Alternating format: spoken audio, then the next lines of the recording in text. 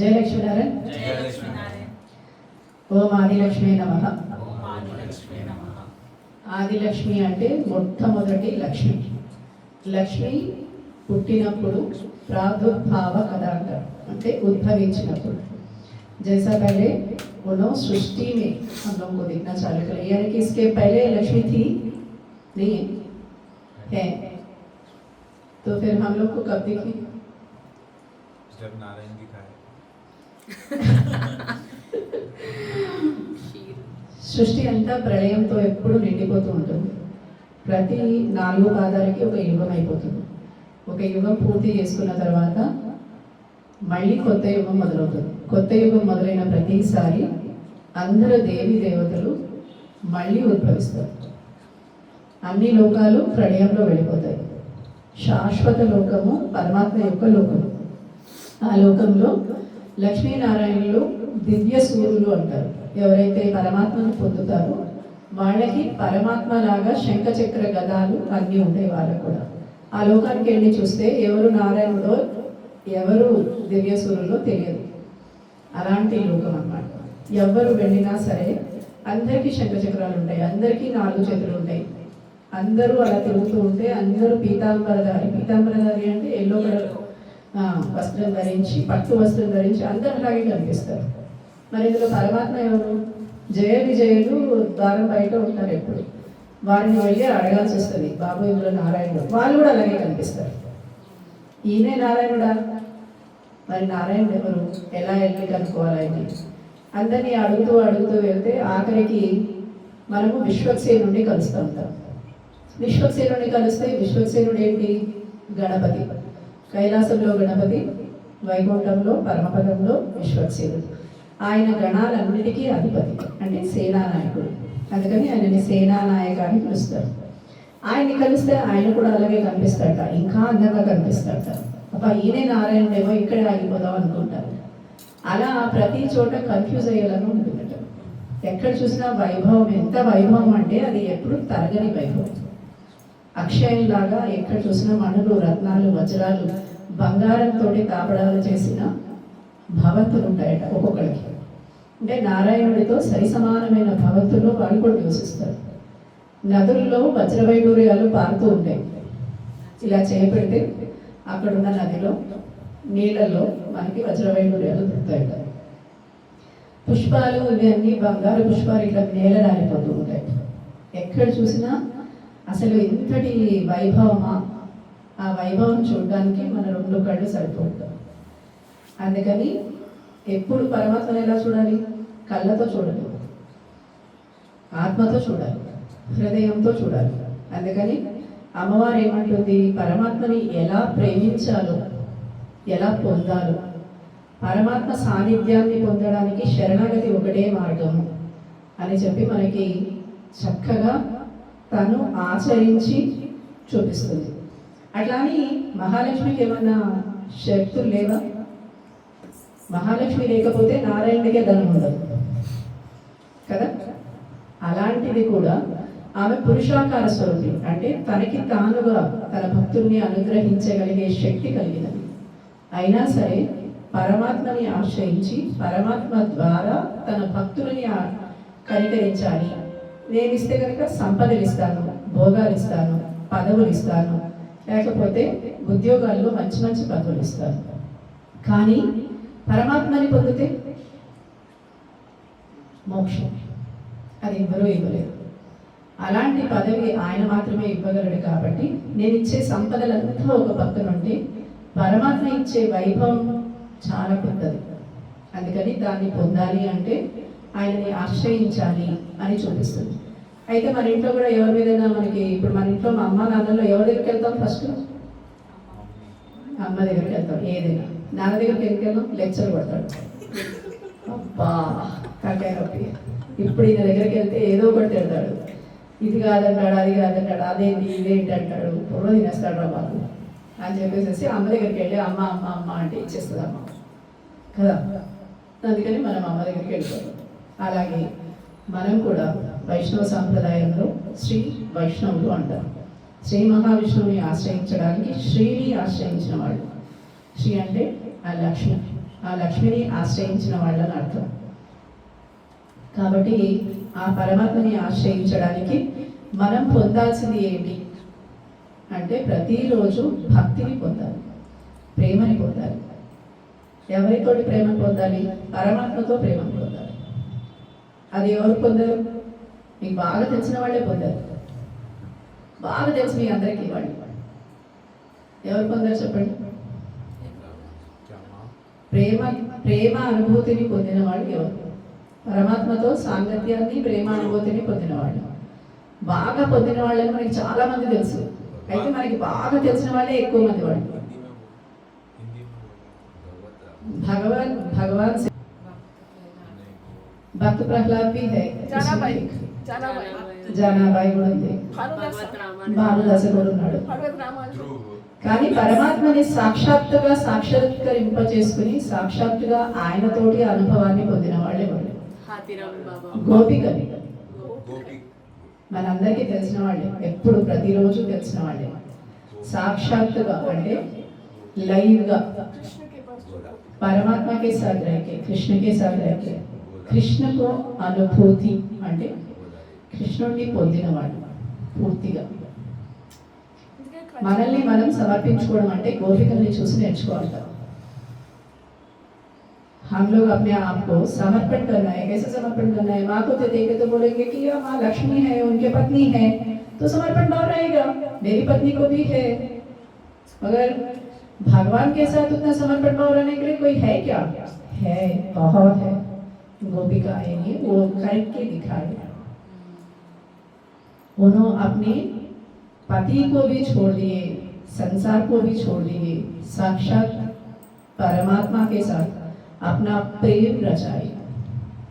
प्रेम यानी कि सब लोग बोलते हैं रासलीला, यानी कि क्या है? क्या तुम्हारे पति के साथ जो करते हैं वो रासलीला है? वो संसार है. जो परमात्मा के साथ हर खुशी में, हर गम में अपना साथी मानते, उसके साथ चल के उसको देखते ही अपना गम भूल जाते, वो रासलीला है.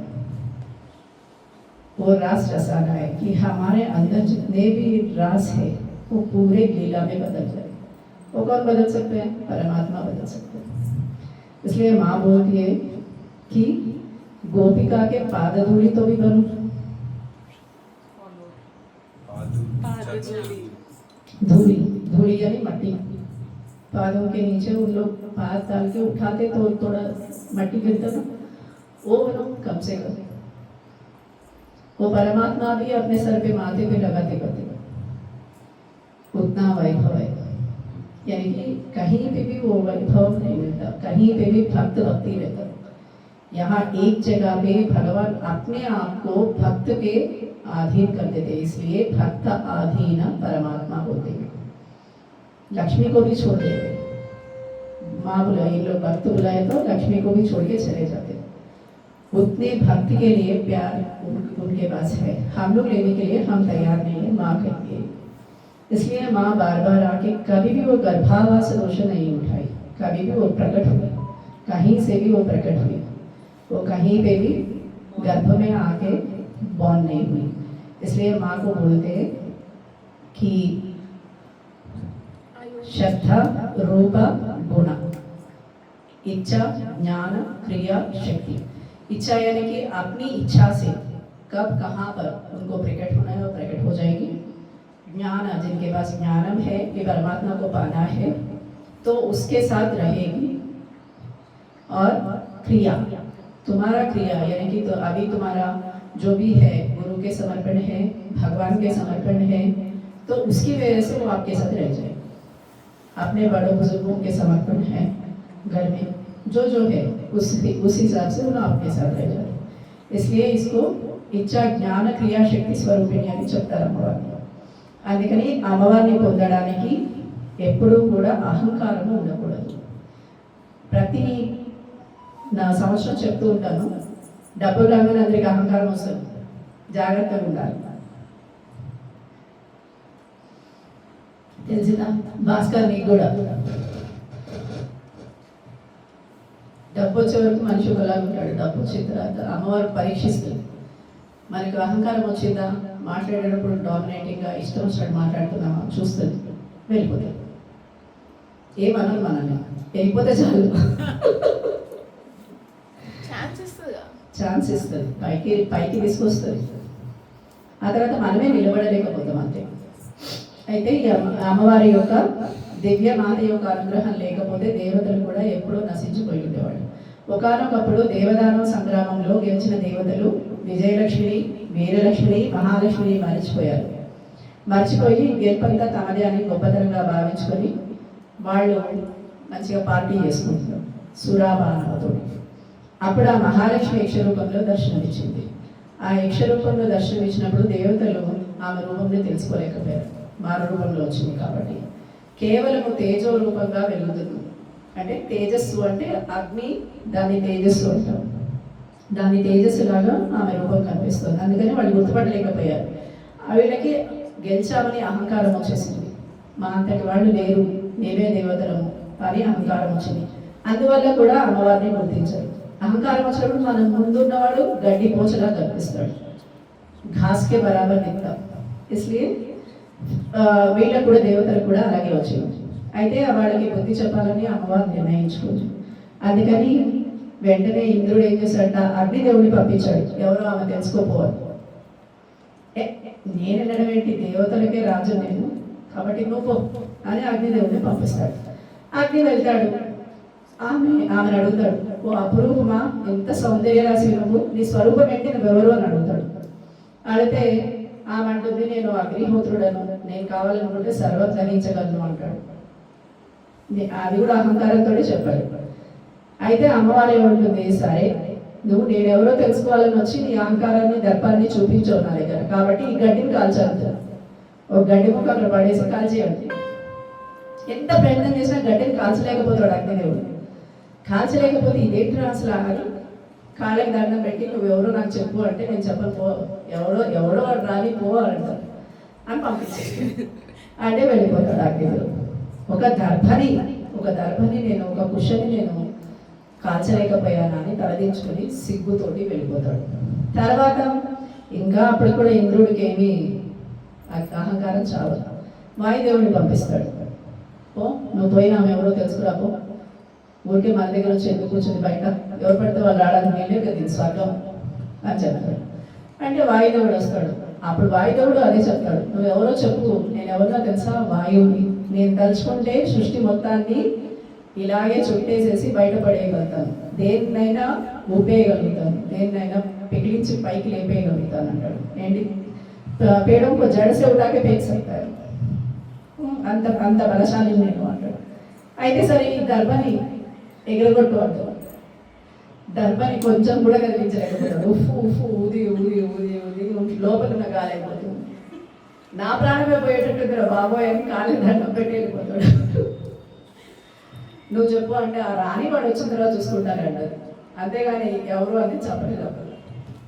లాస్ట్కి వాయువు అయిపోతాడు, అందరు అయిపోయి ఎవ్వరు కూడా గడ్డి పోచను కదిలించలేకపోతాడు. ఆఖరికి అష్టదిక్పాలకులు అయ్యాక ఇంద్రుడు వస్తాడు. ఇంద్రుడు వచ్చి, నువ్వెవరు చెప్పు, ఇంత అందంగా ఉన్నావు అంటే, సహస్రాక్షుడా అంటది అమ్మవారు ఇంద్రుడిని. అంటే ఆయనకి 1000 కళ్ళు ఉంటాయి, ఒంటి నిండా కళ్ళు. ఇంద్రుడిని ఏమంటారంటే ఏకహజర సహస్రాక్షుడు. అందుకని ఒంటి నిండా కళ్ళే ఇంద్రుడికి, ఎక్కడున్నా చూస్తాడు. అందుకని ఎప్పుడు ఆడవాళ్ళని చూస్తూ ఉంటాడు. ఎక్కడున్నా 1000 కళ్ళు ఉన్నాయి కదా, ఏం చేయాలి అని చెప్పి అందరిని చూస్తూ ఉంటాడు ఎవరు బాగున్నారు. అందుకని అమ్మవారు అంటారు అనమాట, చెప్పు అని ఎక్కిరిస్తోంది అమ్మవారు. సహస్రాక్షుడు అని అంటే ఎక్కిరించడం అన్నాడు. అంటే ఎక్కడున్నా ఏది పడితే చూస్తావు కదా, నేనెవరో కనిపెట్టలేకపోయావా, ఓస్ నేను దేవతలకే దేవుడిని, నేను తలుచుకుంటే ఏమైనా చేయగలంటే ఇది గడ్డిపోక దాటి వచ్చేసేయండి. ఆ గడ్డిపోచను దాటి రావడం ఆయన వల్ల ఎంత ఉంటుంది, ఒక దారం లాగా ఉంటుంది घास, उसके पास जाके वो उसके पास जाने के लिए उसका बस नहीं होता, बस नहीं, वो एक ही जगह पे रहता, वहाँ से हिल भी नहीं पाता बाद में. అప్పుడు దండం పెట్టేస్తాడు, నా వల్ల కాదు, నా అహంకారం వదిలేస్తున్నాను, నువ్వెవరో చెప్పు, నువ్వు ఖచ్చితంగా ఏదో పెద్ద దేవి దేవతలే కాబట్టి చెప్పు అని ఒక గాడి పట్టుకుంటాడు. అప్పుడు తన నిజ రూపానికి దర్శిస్తుంది, ఆయనకి ఇస్తుంది అన్నమాట. ఈ ఆదిలక్ష్మికి ఏంటి అంటే ఎవరికైనా కొంచెం అహంకారం అంటే మొట్టమొదటి ఆదిలక్ష్మి ఇంట్లో నుంచి వెళ్ళిపోతుంది, ఆ తర్వాత అష్టలక్ష్మి నెమ్మదిగా వెళ్ళిపోతారు. అందుకని ఆదిలక్ష్మి వెళ్ళకుండా ఉండాలి అంటే అహంకారం ఉండకూడదు. ఈవిడే సృష్టికి ఆద్యము అంటే మొదటి లక్ష్మి. ఈవిడ తనని తానుగా 8 లక్ష్ములుగా విభజించుకుని శ్రీహరిని పరిణయమాడింది. అన్ని రూపాల్లో శ్రీహరినే పరిణయమాడింది. అందుకని ఈమెని ఆదిలక్ష్మి అంటారు. అప్పుడు ఆయన ఆమెకు నిజస్వరూపం చూపించి వాళ్ళ సంపదల్ని వాళ్ళ విజయాన్ని మళ్ళీ వాళ్ళకి ఇచ్చి దేవతల్ని అనుగ్రహించింది. లేకపోతే దేవతలు వేసుకున్న బంగారు ఆభరణాలు కూడా ఇనుప ఆభరణాలు అయిపోయినాయి, ఏమీ లేవు, అన్నీ ఐరన్ అయిపోయినాయి. అందుకని ఆ మహాలక్ష్మికి కోపం వస్తే చాలా కష్టము, ఆదిలక్ష్మికి కోపం ఎక్కువ, చాలా ఎక్కువ. అందుకని ఆమె ఏ రంగు చీరల్లో ఉంటుంది, ఎక్కువగా దానిమ్మ రంగు గింజలు ఉంటాయి కదా, अनार के दाने, वो कलर में रहते हैं। उनका ज्वेलरी भी वही कलर में रहता, साड़ी भी वही कलर रहता, और उन्हें दिखने भी वही कलर करते, क्योंकि एग्रेसिव है। इसीलिए उनके सामने हमारे हर चीज नहीं चलता, उनको सरेंडर हुए तो सब कुछ मिलता। एक ही है, सरेंडर हो जाओ। इनको नहीं हो सकते तो परमात्मा को सरेंडर हो जाओ, वो खुश हो जाते, उसकी वजह से सब कुछ दे सकती है। सब कुछ देने की ताकत रखने वाली है। हम लोगों को क्या यहाँ का छोटा छोटा पोस्ट क्या है, वहाँ का इंद्र पद भी दे सकती है, सोचे वो लेवल की है माँ। इसलिए उनके सामने हम शरणागति करते हुए आज का जाप पूरा कंप्लीट करेंगे, ठीक है। जय श्री नारायण।